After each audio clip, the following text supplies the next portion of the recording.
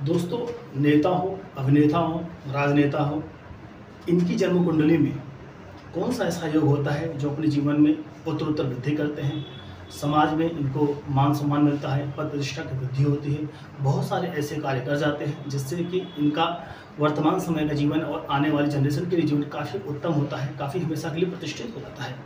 दोस्तों, जब भी व्यक्ति की जन्म कुंडली में सूर्य मजबूत होता है, सूर्य की स्थिति मजबूत होती है, तो ऐसे लोग नेता, अभिनेता, राजनेता अपने दैनिक जीवन में, अपनी परंपराओं में बहुत सारे अच्छा कार्य करते हैं और आने वाली जनरेशन के लिए बहुत कुछ करके जाते हैं। नमस्कार दोस्तों, मैं पंकज मिश्रा आप सभी का अर्पण ज्ञान गंगा में हार्दिक स्वागत और अभिनंदन करता हूं।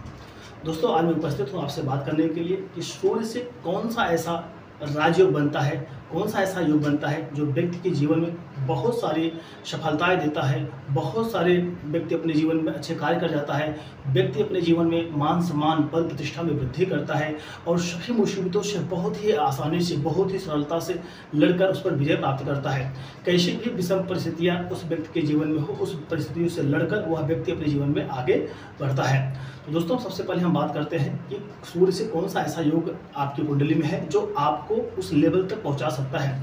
कहते हैं दोस्तों, जैसा कि आपको विदित है कि हनुमान जी के पास बहुत सारी शक्ति थी, हनुमान जी के पास बहुत सारी शक्ति थी, लेकिन उनको श्राप था कि जब तक उनको कोई उस शक्ति को याद नहीं दिलाएगा तब तक वो कार्य नहीं कर सकते हैं। तभी जामोहन जी ने याद दिलाया था कि राम काज लगी तब अवतारा, सुनते ही भयहु पर्वताकारा। तो दोस्तों, ऐसे ही हमारी आपकी जन्म कुंडली में कोई ऐसे ग्रह होते हैं जिनको बल दिया जाए, जिनकी क्षमताओं को देखकर उस दिशा में कार्य किया जाए, तो हम भी अपने जीवन में सफल हो सकते हैं और अपने जीवन में बहुत सारी सफलताओं को अर्जित कर सकते हैं। विषम परिस्थितियों में भी हम लड़कर आगे जा सकते हैं। तो दोस्तों, सूर्य से कौन सा ऐसा योग आपकी कुंडली में है, आप अपनी कुंडली को उठाइए और देखिए क्या यह योग आपकी कुंडली में है। यदि यह योग आपकी कुंडली में है तो समझिए कि आप अपने जीवन में बहुत सारे अच्छे कार्य करेंगे, अपने जीवन में बहुत सारी सफलताएं प्राप्त करेंगे, बहुत सारा धन अर्जन करेंगे, बहुत ज़्यादा मान सम्मान आपको मिलेगा और आप वर्तमान समय में अपने कुल परिवार के लिए बहुत कुछ करके जाएंगे और आने वाली जनरेशन के लिए कुछ आप कर जाएंगे।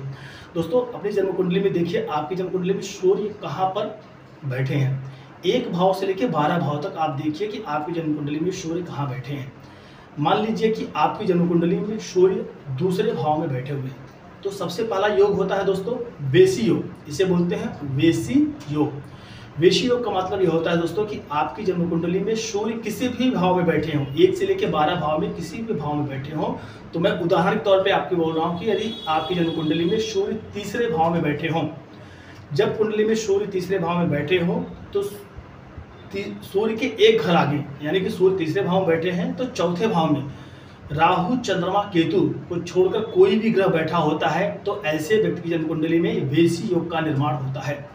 जिस किसी व्यक्ति की जन्म कुंडली में वेशी योग का निर्माण होता है, ऐसा व्यक्ति बहुत ही साहसी होता है, बहुत ही पुरुषार्थी व्यक्ति होता है, बहुत सारे ऐसे कार्य करता है कि जो अपने जीवन में बहुत उच्चतम स्तर पर जाता है, बहुत सारे पद प्रतिष्ठा मान सम्मान की वृद्धि करता है। तो ये सूत्र आप ध्यान रखिएगा कि आपकी जन्म कुंडली के 12 भावों में सूर्य कहीं पर भी बैठे हों, उससे एक घर आगे, कहने का तात्पर्य तीसरे भाव में सूर्य बैठे हुए हैं तो चौथे भाव में राहु, चंद्रमा, केतु को छोड़कर कोई भी ग्रह बैठा होता है तो ऐसे व्यक्ति की जन्म कुंडली में वेशी योग का निर्माण होता है। एक पहला योग हो गया। दूसरा योग होता है दोस्तों वासी योग। पहला था वेशी योग, दूसरा योग है वासी योग। वासी योग का तात्पर्य दोस्तों यह होता है कि इसका सूत्र क्या कहता है कि आपकी जन्म कुंडली में 12 भाव में सूर्य कहीं भी विद्यमान हो, 12 भाव में सूर्य कहीं भी विद्यमान हो, दूसरे, तीसरे, चौथे, 5वें लग्न में हो, केंद्र में हो, त्रिकोण में हो, त्रिभाव में कहीं भी हो।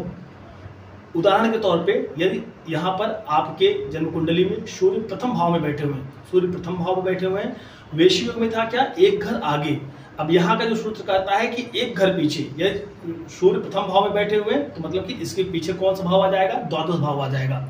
द्वादश भाव में चंद्रमा, राहु, केतु को छोड़कर कोई भी ग्रह बैठा हो तो ऐसे को वासी योग का निर्माण करते हैं। ऐसा वासी योग होता है। वेशी योग में एक घर आगे और वासी योग में एक घर पीछे, चंद्रमा, राहु, केतु को छोड़कर जब कोई भी ग्रह बैठा होता है तो ऐसे व्यक्ति जन्म कुंडली में वासी योग का निर्माण होता है।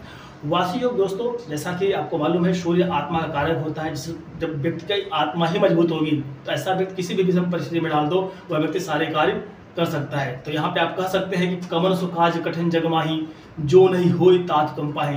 यहाँ पर व्यक्ति सारे कार्य करने में सक्षम हो जाता है, बस उसको यदि वासी योग का निर्माण है। अब तीसरा योग दोस्तों जो होता है वह होता है उभयचारी योग। अब उभयचारी का योग का मतलब ये होता है दोस्तों कि आपकी जन्म कुंडली में, इसका सूत्र क्या कहता है, आपकी जन्म कुंडली में 12 भाव में सूर्य कहीं भी विद्यमान हो, आपकी जन्म कुंडली के 12 भाव में सूर्य कहीं भी विद्यमान हो। उदाहरण के तौर पे सूर्य यदि आपके 7वें भाव में विद्यमान है तो 6वें भाव में, और इसके बाद आपके 8वें भाव में। 7वें भाव में अगर सूर्य विद्यमान है तो 6वें भाव में और 8वें भाव में। राहु चंद्रमा केतु को छोड़कर कोई भी दोनों तरफ ग्रह अगर विद्यमान होते हैं तो ऐसे व्यक्ति की जन्म कुंडली में उभयचारी योग का निर्माण होता है। ऐसे व्यक्ति की जन्म कुंडली में उभयचारी योग का निर्माण होता है। ऐसा व्यक्ति जो होता है, जिस किसी व्यक्ति की जन्म कुंडली में उभयचारी योग का निर्माण होता है, ऐसा व्यक्ति को अमीर कहते हैं, धनाढ़ व्यक्ति कहते हैं, बहुत धनवान होता है। ऐसा जो व्यक्ति होता है, विरासत में जो संपत्ति उसको मिली होती है उस संपत्ति की कई गुना अपनी संपत्ति को बढ़ाता है और आने वाली जनरेशन को लिए, वर्तमान के लिए बहुत सारी संपत्तियों को छोड़कर जाता है। ऐसा व्यक्ति अपने रहते हुए उसका नाम पद प्रतिष्ठा बना रहता है। ऐसा व्यक्ति जाने के बावजूद उसका मान पद प्रतिष्ठा, उसके नामों को लोग याद करते रहते हैं। उपस्थिति के साथ में ही अपने पद धन बल ऐश्वर्य की वृद्धि करता रहता है। ऐसा व्यक्ति समाज में बहुत ज़्यादा माननीय होता है।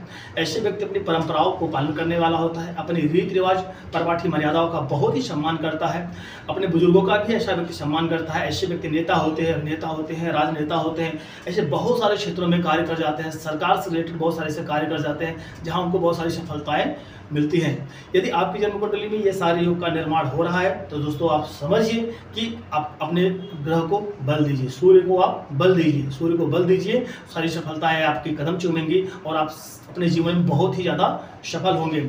अब इसमें दोस्तों ध्यान रखने वाली बात यही है कि सबसे पहले आपको देखना है कि सूर्य किस भाव में बैठे हुए हैं, सूर्य किस राशि में बैठे हुए हैं, सूर्य किस नक्षत्र में बैठे हैं, नक्षत्र के स्वामी कौन है, इसका आपको विशेष ध्यान रखना पड़ेगा। जब इसका आप विशेष ध्यान रखेंगे तो आप समझ जाएंगे कि आपको सूर्य को बल देना है या सूर्य को बल नहीं देना है। जब आप सूर्य को बल देंगे तो आप समझिए, जैसा कि मैं कहता हूँ, सूर्य आत्मा के कारक हैं और जब जिस व्यक्ति की आत्मा मजबूत हो, ऐसा व्यक्ति क्या नहीं कर सकता है जीवन में। गुरु से आप राजयोग देखते हैं, राहु से देखते हैं, केतु से देखते हैं, शुक्र से देखते हैं, मंगल से देखते हैं, लेकिन दोस्तों जिस व्यक्ति की जन्म कुंडली में सूर्य मजबूत होते हैं तो ऐसा व्यक्ति अपने जीवन में बहुत कुछ कर जाता है। क्योंकि आपको मालूम है सूर्य एक राजा है, सूर्य आत्मा का कारक है, तो ऐसा व्यक्ति अपने जीवन में बहुत सारी सफलताओं को प्राप्त करता है। एक बार पुनः मैं आपको दोहराना चाहूँगा, जन्म कुंडली में यदि आपके वैश्य योग का निर्माण हो, वैश्य योग का निर्माण का जो सूत्र है दोस्तों यही कहता है कि आपकी जन्म कुंडली में सूर्य कहीं भी बैठे हो, उससे एक घर आगे राहु चंद्रमा केतु को छोड़कर कोई भी ग्रह बैठा हो तो वैश्य योग का निर्माण होता है। दूसरा योग होता है वाशी योग होता है। वाशी योग में क्या होता है दोस्तों कि सूर्य आपकी जन्म कुंडली में कहीं भी बैठे हों, 1 से लेकर 12 भाव में कहीं बैठे हों, जहां सूर्य बैठे हो उससे एक घर पीछे, उससे एक घर पीछे 7वें में बैठे हुए तो 6वें में, सूर्य 7वें में बैठे हैं तो 6वें में एक घर पीछे चंद्रमा राहु केतु को छोड़कर कोई भी ग्रह बैठा हो तो ऐसा वाशी योग का निर्माण करता है। और उभयचारी योग यही होता है दोस्तों कि आपकी जन्म कुंडली में सूर्य कहीं भी बैठे हो, सूर्य के एक घर आगे एक घर पीछे राहु चंद्रमा केतु को छोड़कर कोई भी ग्रह बैठा होता है तो उभयचारी योग का निर्माण होता है। तो आप जरूर देखिए आपकी जन्म कुंडली में अगर ऐसे योग निर्माण होते हैं, ऐसे योग बन रहे हैं। और जैसा मैंने बोला कि आप ये देखिए सूर्य कहाँ बैठे हुए, भाव में बैठे हुए हैं, किस किस ग्रह में बैठे हुए हैं, किसकी राशि में बैठे हुए हैं, उसका राशि जिस भाव में बैठे हैं उसका स्वामी कहाँ किस स्थिति में है, कैसे स्थिति में है, इन चीज़ों को देखिए। नक्षत्र देखिए, नक्षत्र के स्वामी को देखिए। अगर ऐसा निर्माण होता है तो भरोसा रखिए, विश्वास करिए कि आप अपने जीवन में सारे कार्य करेंगे, आपके जीवन में बहुत सारी सफलताएं आपको मिलेंगी। तो नमस्कार दोस्तों, आशा करता हूँ यह छोटी जानकारी आपको अच्छी लगी तो प्लीज़ चैनल को लाइक सब्सक्राइब कमेंट करना ना भूलिएगा।